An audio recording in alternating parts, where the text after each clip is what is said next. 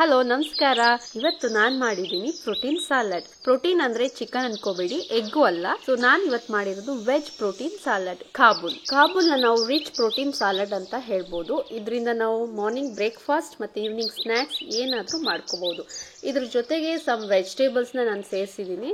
So ಅದನ್ನ ಹೆಂಗ್ ಮಾಡಿದೆ ಅಂತ ನಾನು ಇವತ್ತು ನಿಮ್ಗೆ ತೋರಿಸ್ಕೊಡ್ತೀನಿ, ಬನ್ನಿ ನೋಡೋಣ. ಮೊದಲಿಗೆ ನಾನಿಲ್ಲಿ 1 ಕಪ್ನಷ್ಟು ಕಾಬೂಲ್ನ ನೀರಲ್ಲಿ ನೈಟು ನೆನ್ಸಿಟ್ಕೊಂಡಿದ್ದೆ.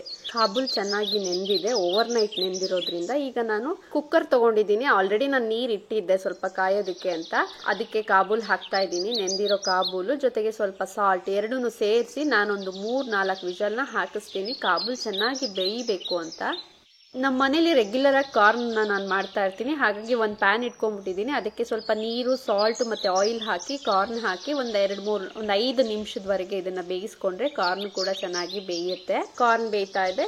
ಸೊ ಇಷ್ಟು ಅದ್ರ ಮಧ್ಯೆ ನಾನೀಗ ಡ್ರೆಸ್ಸಿಂಗ್ ರೆಡಿ ಮಾಡ್ಕೊಂತಾ ಇದ್ದೀನಿ. ಅದಂದ್ರೆ ಸಾಸ್ ಅಂತ ಹೇಳ್ಬೋದು, ಗ್ರೀನ್ ಸಾಸ್. ಸೊ ಮನೇಲಿ ಯಾವ್ದಿದೆ ಅದನ್ನ ನೀವು ಯೂಸ್ ಮಾಡಿ. ಲೈಕ್ ಪಾಲಕ್ ಇದ್ರೆ ಪಾಲಕ್ ಯೂಸ್ ಮಾಡಿ, ಇಲ್ಲ ಅಂದ್ರೆ ಪರವಾಗಿಲ್ಲ. ಬೇಸಿಕ್ ಗೋಡಂಬಿ ಮತ್ತೆ ಮೊಸರು ಇದ್ರೆ ಸಾಕು. ಇಲ್ಲಿ ನಾನು ಮಿಕ್ಸಿಗೆ ಪುದೀನ, ಹಸಿಮೆಣಸಿನಕಾಯಿ, ಗೋಡಂಬಿ, 1 ಇಡಿಯಷ್ಟು ಗೋಡಂಬಿ, 3 ಎಸಳಷ್ಟು ಬೆಳ್ಳುಳ್ಳಿ, ಒಂದು ಅರ್ಧ ಸ್ಪೂನ್ ಅಷ್ಟು ಉಪ್ಪು ಮತ್ತೆ ಮೊಸರು ಇದಿಷ್ಟನ್ನು ಸೇರಿಸ್ಕೊಂಡು ಪೇಸ್ಟ್ ಮಾಡ್ಕೊತಾ ಇದ್ದೀನಿ.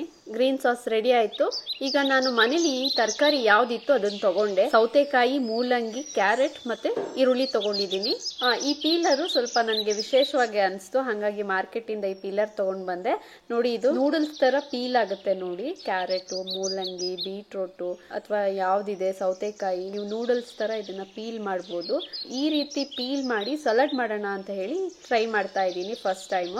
ರೆಗ್ಯುಲರ್ ಆಗಿ ನೀವು ಕಟ್ ಮಾಡ್ಕೊಳ್ಳೋ ತರ ಮಾಡ್ಕೊಂಡು ನೀವು ಮಾಡ್ಕೋಬಹುದು. ನಾನು ಇವತ್ತು ಸ್ವಲ್ಪ ಚೇಂಜ್ ಇರ್ಲಿ ಅಂತ ಈ ರೀತಿ ಮಾಡ್ತಾ ಇದ್ದೀನಿ. ಇನ್ನೊಂದೇನಂದ್ರೆ, ನಾನು ಇವತ್ತು ಮಾಡ್ತಿರೋ ಸಲಾಡ್ಗೆ ಮೂಲಂಗಿ ಹಾಕ್ತಾ ಇದ್ದೀನಿ. That is one of the another experiment ಅಂತ ಹೇಳ್ಬೋದು. ಮೂಲಂಗಿ ತುಂಬಾ ಒಳ್ಳೇದು. ಸೊ ಅದನ್ನು ಸಹ ಇದಕ್ಕೆ ನಾನು ಸೇರಿಸ್ತಾ ಇದ್ದೀನಿ. ಸಖತ್ ಟೇಸ್ಟ್ ಕೊಡುತ್ತೆ, ನಿಮ್ಗೆ ಗೊತ್ತೇ ಆಗಲ್ಲ ಮೂಲಂಗಿ ಹಾಕಿರೋದು. ಸೊ ನೀವು ಟ್ರೈ ಮಾಡಿ ಮೂಲಂಗಿ ಒಂದ್ಸಲ.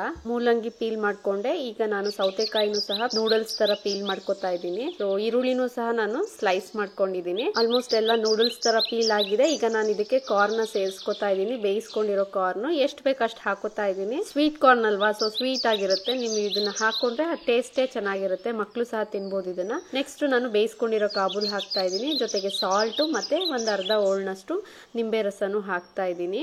ಫೈನಲ್ ಆಗಿ ನಾನು ಮಾಡ್ಕೊಂಡಿರೋ ಗ್ರೀನ್ ಸಾಸ್ ಏನಿದೆ ಅದನ್ನ ಹಾಕ್ತಾ ಇದ್ದೀನಿ. ನಾವು ಇಟ್ಸ್ ಎ ಮಿಕ್ಸಿಂಗ್ ಟೈಮ್. ಈಗೆಲ್ಲ ಮಿಕ್ಸ್ ಮಾಡೋಣ ಚೆನ್ನಾಗಿ. ವಾವ್, ನೋಡೋದಕ್ಕೆ ಎಷ್ಟು ಖುಷಿ ಆಗ್ತಿದೆ ಅಂದ್ರೆ, ನಾನು ಇವತ್ತು ಯೂಸ್ ಮಾಡಿರೋದು ವೆಜಿಟೇಬಲ್ಸ್ ಜೊತೆಗೆ ಇದನ್ನ ಕಟಿಂಗ್ ಇದೆಯಲ್ಲ, ಈ ಪೀಲ್ ಮಾಡಿ ನೂಡಲ್ಸ್ ತರ ಮಾಡಿದ್ದೀನಲ್ಲ ಸ್ಲೈಸಸ್. ಸೊ ಇದೇ ಇವತ್ತಿನ ವಿಶೇಷತೆ.